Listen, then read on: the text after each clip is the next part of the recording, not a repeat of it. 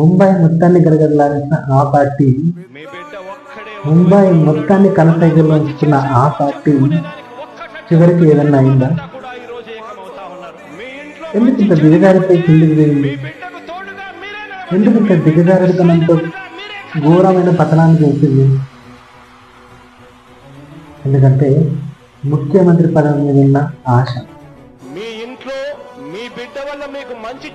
అసలు ఆ ఆశ, ఆ అత్యాశ, ఆ వ్యామోహమే, ఆ పిచ్చే, ఆ ఎర్రు ఈరోజు ఇంత ఘోరమైన పతనాన్ని ఇవ్వాల్సిన అవసరం వచ్చింది. ఏం సాధించారు? తన వాళ్ళని కాదనుకుంది, తన వాళ్ళందరినీ వదులుకుంది, ఎక్కడికో పోయింది, దేనిలోకో పోయింది. ఏమన్నా చేసినా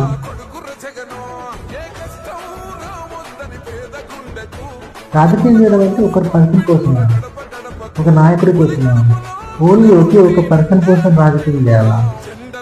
తన సిద్ధాంతాలను వదులుకొని, తన నమ్ముకున్న పార్టీని వదులుకొని, చిన్నప్పటి నుంచి ఉన్న పార్టీని వదిలిపోతే మీకేం దక్కింది? ఆ పార్టీకి ఈరోజు ఏం దక్కింది? దాని ఫలితంగా ముఖ్యమంత్రి పదవి వాయ్, అసెంబ్లీలో ఇజ్జత్ వాయ్, లోక్సభలో మానం వాయ్, మహారాష్ట్రలో అన్ని మున్సిపాలిటీలు వాయ్.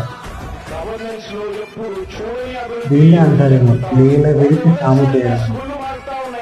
4 రోజుల కోసము, 4 పదవుల కోసము మనం నమ్ముకున్న పార్టీని వదులుకొని